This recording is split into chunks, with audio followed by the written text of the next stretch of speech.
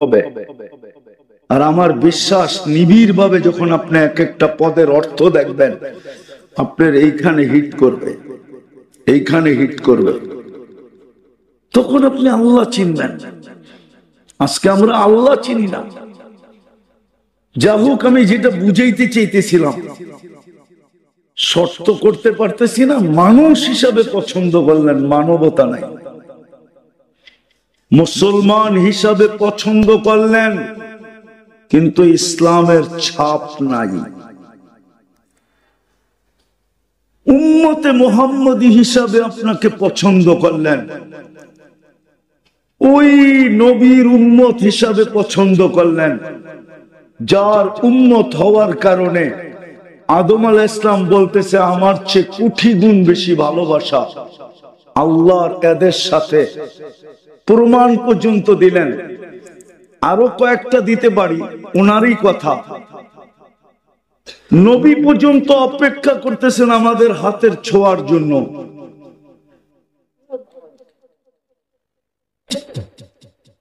এত বড় মর্যাদা দিলেন, এত বড় মর্যাদা। ওই রসুলের আদর্শ কোথায়? ওই রসুলের আদর্শ আমাদের ভিতরে। আদর্শ যদি থাকতো, তাহলে যুবক 14 তারিখ উদযাপন করবে কেন? মুসলিম সমাজে 31 নাইট হবে কেন? মানলাম 31 নাইট উদযাপন করলে যদি ওরা আমাদেরকে গলায় লাগাবে, তাইলে আফগানিস্তান মাটিতে মিশাইলো কেন? ইরাক মিশাইলো কেন?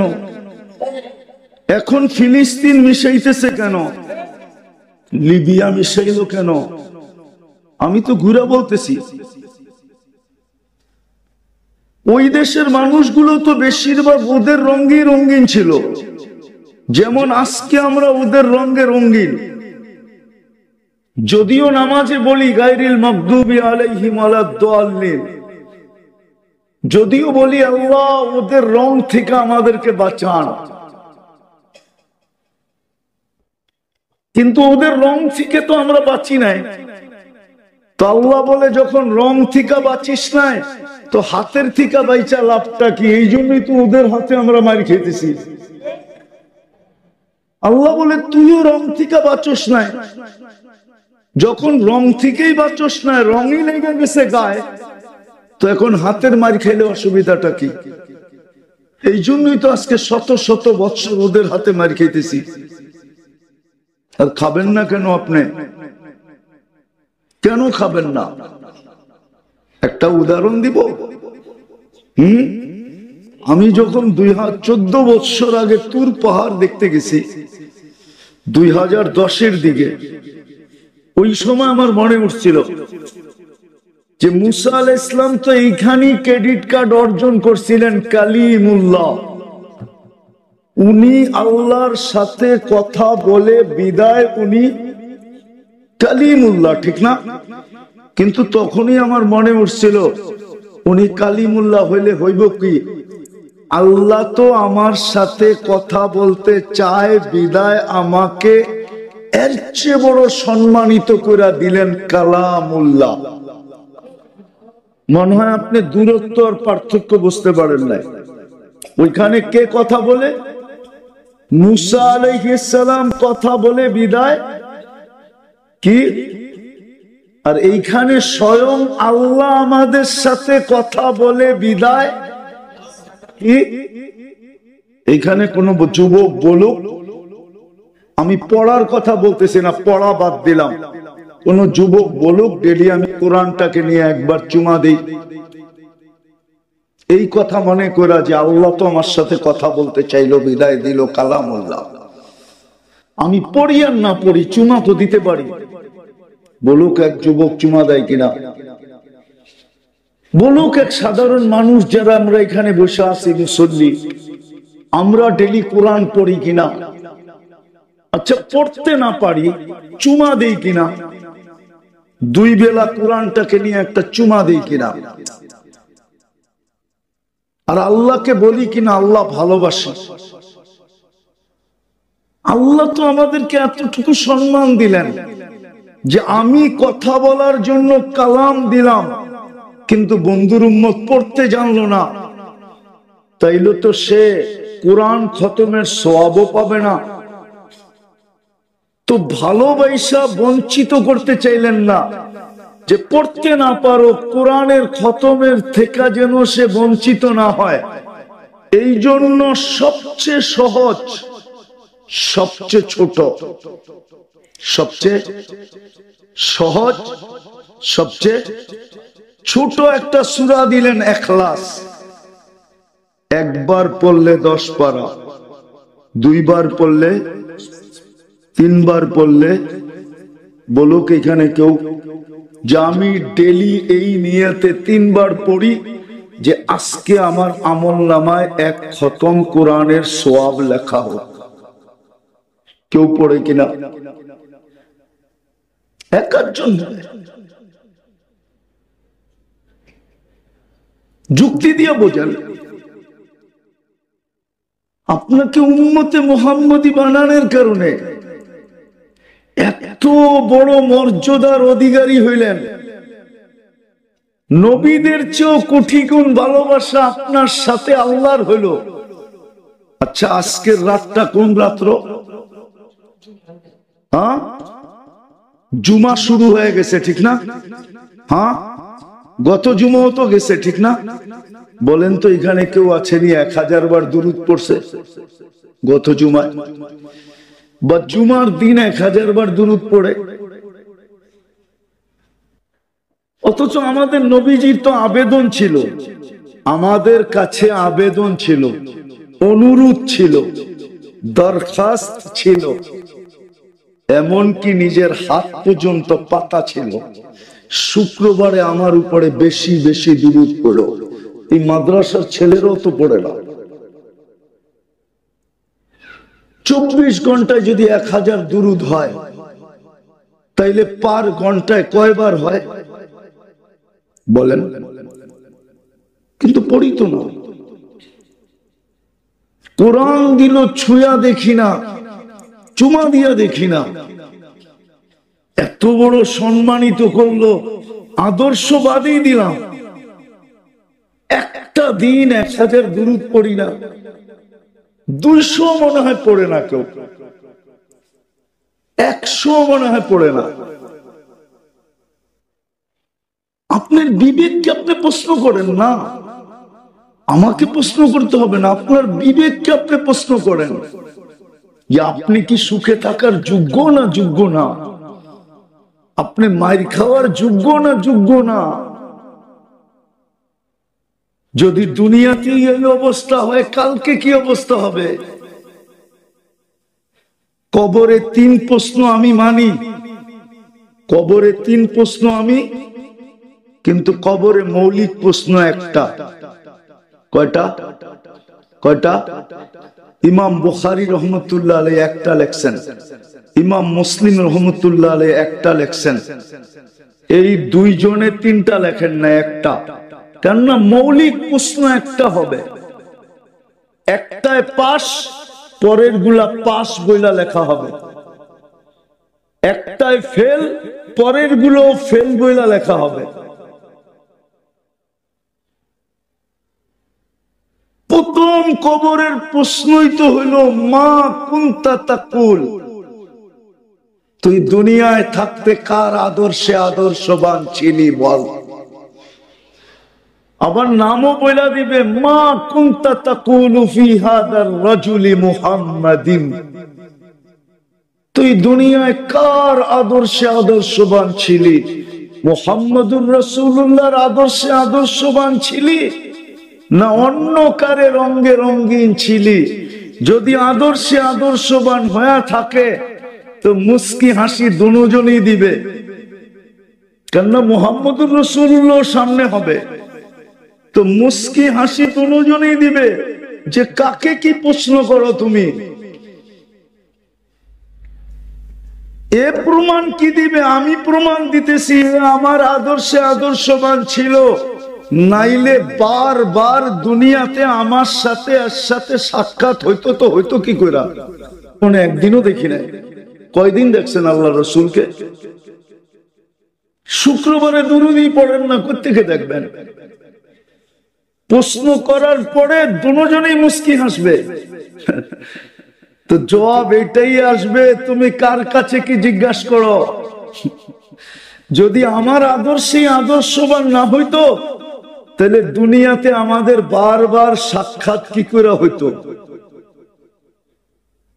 সাক্ষাৎ হয় না আপনি দেখেন, দেখে না দেখা দেয়। মনে হয় আমি বুঝাইতে পারি না আপনাদেরকে।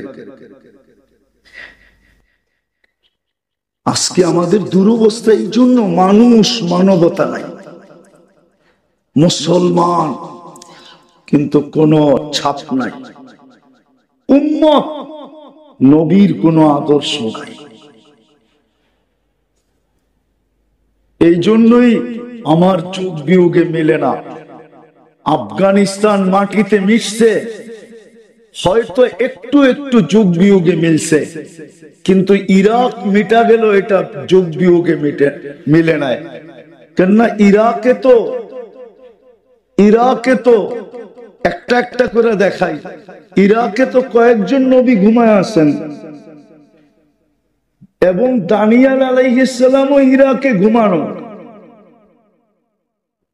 আলী শেরে খোদা ওইখানে ঘুমানো, হোসাইন কলিজার টুকরা ওইখানে ঘুমানো, পীরানে পীর আব্দুল কাদের জিলানী ওইখানে ঘুমানো, আমাদের ইমামে আজম আবু হানিফা ঘুমানো, কয়েক শত সাহাবা ওইখানে ঘুমানো। এতগুলা বোম ফাটলো তো ফাটলো কি করে? মাটির সাথে মিশলো কি করে? লিবিয়া মাটির সাথে মিশা গেল, এটাও তো যোগ বিয়োগ মেলে না। কেননা টিউনিসিয়া লিবিয়া মিলা 12,000 সাহাবা একরামের কবর ওইখানে। কত?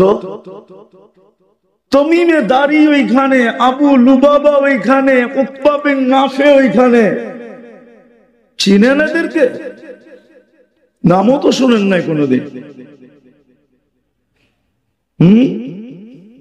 খালি শুনছি দুনিয়া আলাদেরটা, ঠিক না? চলেন সব বাদ দিলাম, দুটা বাদ দিলাম। ফিলিস্তিন মিটতেছে কি করে? খলিল তো এখানে ঘুমানো, ওয়াদিয়ে খলিল। একদিকে খলিল ঘুমাইতেছে, একদিকে মুসা কালিম ঘুমাইতেছে। বেশি দূরে না, দুইজনের মধ্যে দূরত্ব বেশি লম্বা না। যান আপনি দেখে আসেন, আমি তো দেখে আসছি, আপনি দেখে আসেন। মধ্যখানে 70 জন নবী ঘুমাইতেছে, চিহ্নিত। মুসলমানের প্রথম কেবলা যেখানে, মেরাজের রাত্রে সশরীরে 1.25 লক্ষ নবীরা যেখানে উপস্থিত।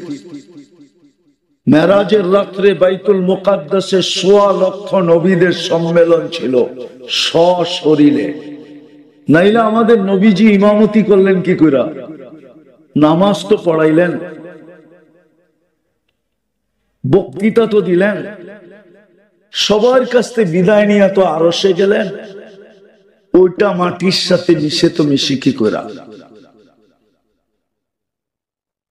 কিন্তু আল্লাহকেও যদি জিজ্ঞাসা করি, তো আল্লাহ তো এটাই বলে, পছন্দ করে তো মানুষ বানাইছিলাম, তোদের ভিতরে মানবতা কোথায় বল? পছন্দ করে তো তোদেরকে মুসলমান বানাইছিলাম, ইসলামের ছাপ তোদের ভিতরে কোথায় বল?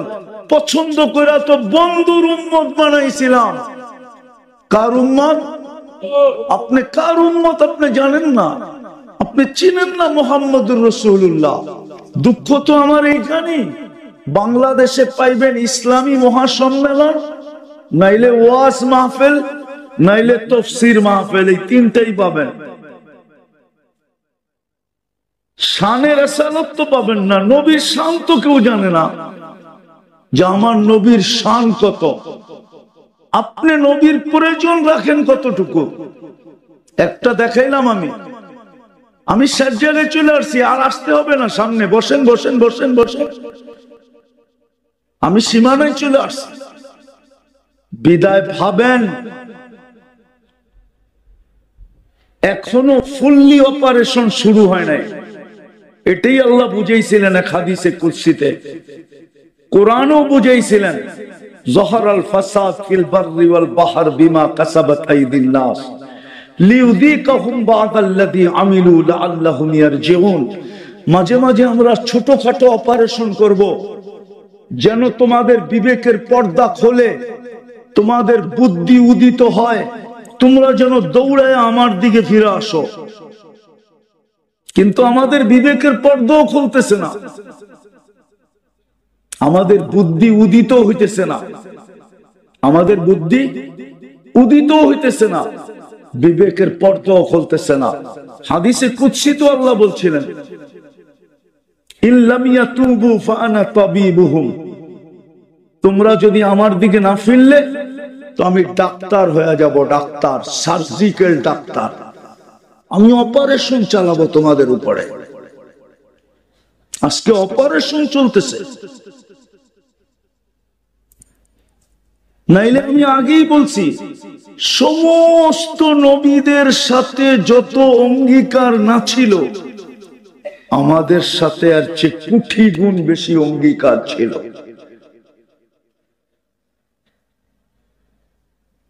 কোটি গুণ অঙ্গীকার আমাদের সাথে ছিল, ওয়াদা ছিল, অঙ্গীকার ছিল।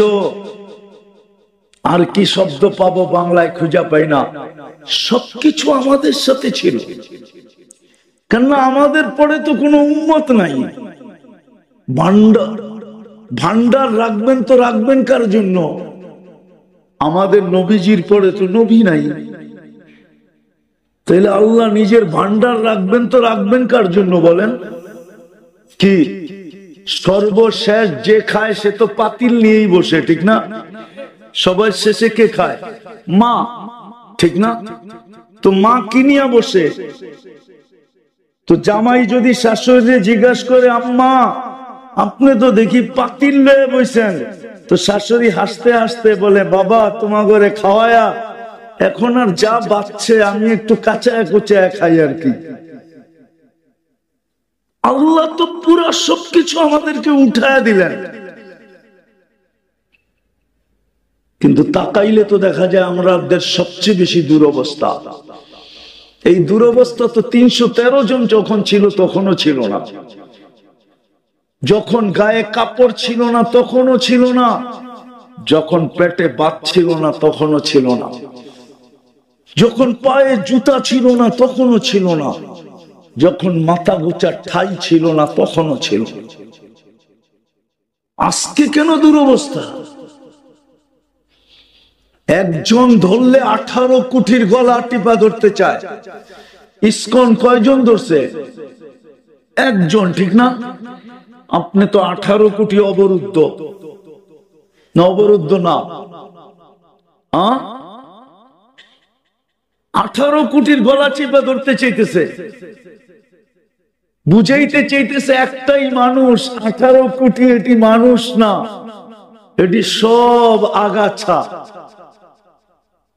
আর একটা প্রমাণ দিব, দেখি আপনাদের বুঝে আসে কিনা। বাংলাদেশের সুপ্রিম কোর্টের ল হইল, কোন কুকুরকে আপনি আগের মতো ইনজেকশন দিয়ে মারতে পারবেন না। আগে সিটি কর্পোরেশন ছোটবেলা দেখতাম রাত্রে আসতো, কুকুরকে ইনজেকশন দিয়ে উঠায় উঠায় নিয়ে যেত। প্রাণীবাদীরা হাইকোর্টে রিট করছে যে প্রাণীদেরকে এইভাবে মারা যাবে না। আচ্ছা মানলাম, ঠিক আছে, ফিলিস্তিনের এই 1 বছর 2 মাসের যুদ্ধে আমাদের বাংলাদেশের প্রাণীবাদীরা বলো, ওই প্রাণীবাদীর ভিতর থেকে উচ্চ পদস্থ এখন একজন আছে, সে একটা ছোট, উনার ফেসবুক আইডিতে উনি ছোট একটা নিন্দা দেন যে ফিলিস্তিনে এতগুলা নিরীহ মানুষকে কেন মারা হইতেছে, এগুলা কি প্রাণী না? না, প্রাণী না। কিন্তু আজ পর্যন্ত আপনি যদি দেখাইতে পারেন আপনার জুতা আমার গাল এই মজলিসের ভিতরে, আমি গাল নিয়ে রেডি থাকবো যদি কেউ ছোট একটা নিন্দা দেখাইতে পারে। কেননা প্রাণীবাদী সংস্থা আপনাকে প্রাণী মনে করে না, কেননা আপনি মুসলমান, পছন্দনীয় আল্লাহ মানুষ হিসাবে, মুসলমান হিসাবে, উম্মত হিসাবে ওরা ভাবে আপনি প্রাণী না, আপনি একটা আগাছা। আপনাকে দুনিয়ার থেকে মেটায় দিলে দুনিয়া পরিষ্কার হবে, কেননা ও তো এই শিক্ষায় শিখে নাই যে মুসলমান দুনিয়ার থেকে উঠতে দেরি, সিংহায় আল্লাহ ফু দিতে দেরি করবে না। ও তো এই শিক্ষায় শিক্ষিত না, ওর মাথার ভিতরে এটা নাই। সব মোবাইলে সব প্রোগ্রাম আসে না, বটন সেটে অ্যান্ড্রয়েড সেটের প্রোগ্রাম নাই, এটা বটন সেট। এটা ফোন করতে পারবেন আর রিসিভ করতে পারবেন। ওই প্রাণীবাদী যারা, ওটা হলো বটন ফোন। ওর মাথায় এটুকুই আছে যে মুসলমান কোন প্রাণী না, নাইলে ও নিন্দা করে না কেন? দেখা আপনি এত নিচে নামলেন কেন? ওই তিন কারণে। মানুষ বলেন কিন্তু মানবতা নাই। আমি কারো বিরোধিতা করতেছি না, যদি মানবতাই থাকতো তাহলে ঘুমন্ত মানুষকে মারে কি করে? আমাকে বুঝান, ঘুমের ভিতরে একজন আরেকজনকে মারে কি করে? মানবতা যদি থাকে তাহলে প্রতিবেশীর কারণে প্রতিবেশী অতিষ্ঠ হয় কি করে? আজকে কত প্রতিবেশী তো আছে, প্রতিবেশীর থেকে অতিষ্ঠ হয়ে জায়গা বেচা চলে গেছে।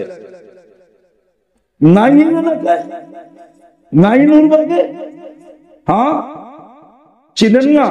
তাহলে আমার লোকে চলেন, আমি দুই চারটা চিনায় দিব আপনাদেরকে। আমি এখানে থাকি না, তারপর আপনাদেরকে আমি চিনায় দিব যে প্রতিবেশীর কারণে অতিষ্ঠ হয়ে জায়গা বিক্রি করে চলে গেছে। ও মানুষ কি করে? মুসলমান ইসলামের ছাপ নাই, উম্মত নবীর আদর্শ নাই। কোরআন দিলেন ছুঁয়া দেখে না, নিজের ঘর দিলেন 90% ঘরে আইসা দেখে না। এটা কার ঘর? হ্যাঁ, আল্লাহরে যদি জিজ্ঞাসা, কোন উম্মতকে তো ঘর দিলেন না, আপনাকে তো ঘর দিয়া দিলেন। আল্লাহকে যদি আমি জিজ্ঞাসা করি, ঘর তো আমাদেরকে দিয়া দিলেন, আপনি কই থাকেন? তো আল্লাহ বলে, তুই কি কোরআন টোরআন পড়িস না? আনা মাআকুম আইনা মা কুনতুম, আমি তো তোদের সাথেই থাকি, তোরা যেখানে যাস আমি তোদের সাথে সাথে থাকি। ঘর তো তোদেরকেই দিয়া দিলাম, ওই ঘর খালি পড়া থাকে, ওই ঘর খালি পড়া থাকে। খালি না, খালি পড়া থাকে না, ঘর সারাদিন খালি পড়া থাকে, মারামারি করে তালিম লইয়া। মনে হয় বুঝেন না, মারামারি করে কি লয়া?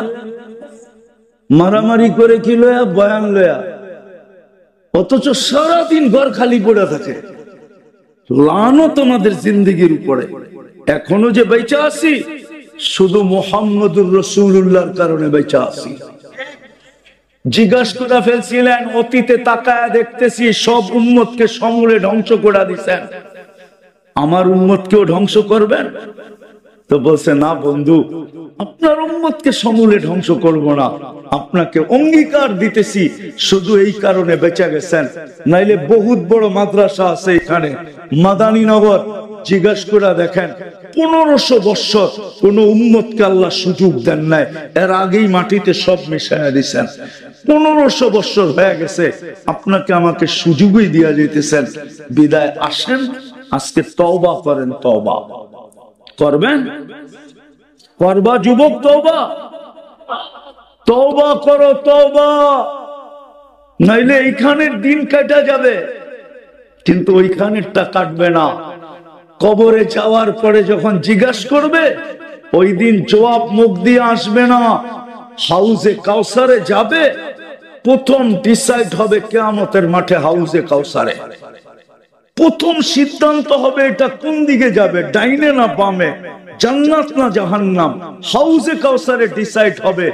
যার মুখে হাউজে কাউসার লাগবে এটা অবধারিত, এটা জান্নাতে যাবে, যে কোনো ভাবে হোক যাবে। কেননা যেই ঠোঁটে হাউজে কাউসার লাগছে ওই ঠোঁটে আর কোনোদিন পিপাসা লাগবে না। যেই ঠোঁটে হাউজে কাউসার লাগছে ওই ঠোঁট দোজক ধারণ করার ক্ষমতা রাখে না। আপনি হাউজে কাউসার চিনেন না, হাউজে কাউসার জিনিসটা কি? এই জন্যই তো একদলকে আল্লাহ রসুল হাউজে কাউসারে বলবে সুখান সুখান লিমান গাইয়ারা বাদি, যাও দূরে সরো, তোমাদের জন্য হাউজে কাউসার না। তোমাদের ঠোঁটে হাউজে কাউসার লাগা মানি তোমরা জান্নাতি, তোমরা হাউজে কাউসারের উপযুক্ত না, সরো এখান থেকে। তোমরা আমার চোখের পানির ইজ্জত রাখো নাই, সময় তো নাই, আমরা নবীর চোখের পানির ইজ্জত রাখি নাই। 23 বছর কাঁদছেন, দুনিয়ার থেকে যাওয়ার সময় কাঁদতে কাঁদতে গেছেন। আরো সে যে আমাদেরকে বলেন নাই, এখনো কবরে কাঁদতেছেন। আবুল সামরকান্দি লেখছেন রহমতুল্লাহি আলাইহি, নবীজি কবর থেকে উঠবে ওয়াহুয়া ইয়াবকি ওয়া ইয়াকুল, কাঁদতে কাঁদতে উঠবে আর বলতে বলতে উঠবে, জিবরিল আমার উম্মত কই, ময়দান তো খালি। কিয়ামতের মাঠে চিৎকার দিবেন, 1.25 লক্ষ নবী রাসূল শুধু নফসি নফসি বলবে, না মা না বাবা, না ভাই না বোন, না স্ত্রী না সন্তান, শুধু নফসি নফসি বলবে। আর আমাদের নবীজি উম্মতি উম্মতি বলবে। আমরা ওনার ইজ্জত রাখি নাই। বিদায় আসেন, এখনো সুযোগ আছে। একটা হাতিয়ার আমাদের হাতে এখনো আছে, সেটা হলো যদি আল্লাহর কাছে সরি বলার মতো বলতে পারি, তওবা করার মতো করতে পারি, নাহলে কিচ্ছু নাই আমাদের কাছে এখন। এই দাড়ি, এই টুপি, এই জুব্বা আর এই সুব্বা, এই পাগড়ি আর এই সাগরি, দুনিয়ার বহুত কওম আছে আল্লাহ মানে না পাগড়ি পরে, দুনিয়ার বহুত কওম আছে আল্লাহ মানে না দাড়ি রাখে, দুনিয়ার বহুত কওম আছে আল্লাহ মানে না কিন্তু জুব্বা পরে। আমার সাথে চলেন, আমি দেখায় দিব আপনাদেরকে। আমাদের হাতে একটাই হাতিয়ার আছে, তওবা। কি কি করবেন? তওবা কে কে করবেন দেখি? পাক্কা? তাইলে বইলা দেন, আল্লাহ অতীত থেকে তওবা করলাম। নামান আর ডেলি 2 বার তওবা করেন, ঘুমানোর সময় এই কথা মনে করা যে হয়তো আর ঘুমের থেকে উঠবো না। যদি উঠলেন সকালে, তো সকালে তওবা করেন এটা ভাইবা যে হয়তো সূর্য আর ডুবতে দেখবো না। ডেলি 2 বেলা তওবা করেন। পারবেন? পারবেন? মনের থেকে? হ্যাঁ, আর নারাজ না করি আল্লাহকে। যুবক, তোমাদের পায়ে হাত রাখি, আর নারাজ করো, আর নারাজ করো না। তোমরা আমার চেয়ে দুনিয়া দেখো নাই বেশি, দুনিয়ার রং আমার চেয়ে বেশি তোমরা দেখো নাই, তামসা আমার চেয়ে বেশি দেখো নাই, সিঙ্গার ফিঙ্গার আমার চেয়ে বেশি দেখো নাই। তোমাদের পায়ে হাত দিয়া বলি, আল্লাহকে নারাজ করো না। তওবাকে অভ্যাস বানাও। আর দ্বিতীয়, আল্লাহর ঘর ভরা দেন। আজকে আল্লাহর ঘর, আল্লাহকে জিজ্ঞাসা করে মুসল্লি কই, জমিন জিজ্ঞাসা করে, জমি পুছতি হ্যায় নামাজি কাহা হ্যায়।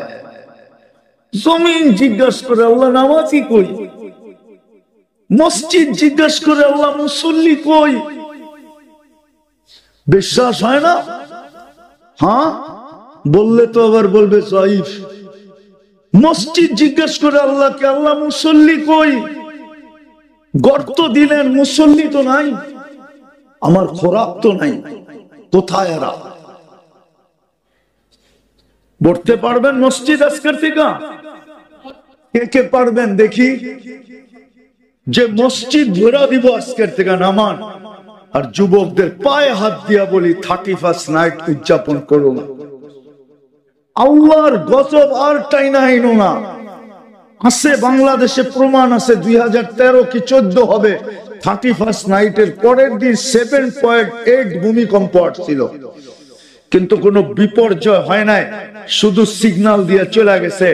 গত ডিসেম্বরে তুর্কিতে আসছে, 1.5 লক্ষ লোক মারা গেছে, এক শহর মাটির সাথে মিশা গেছে।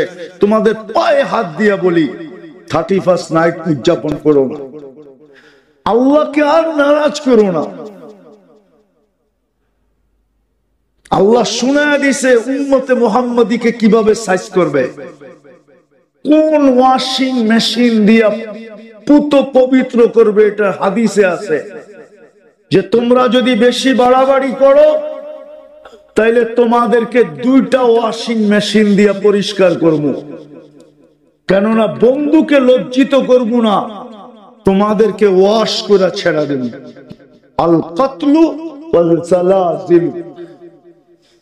বিদায় যুবকদেরকে বলতেছি 31 নাইট করবা না করবা না?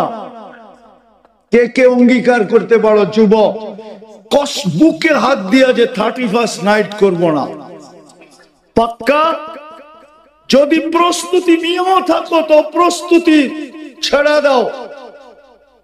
পাক্কা? আল্লাহ আমাদেরকে আমল করার তৌফিক দান করেন। ওয়া মা আলাইনা ইল্লাল বালাগ।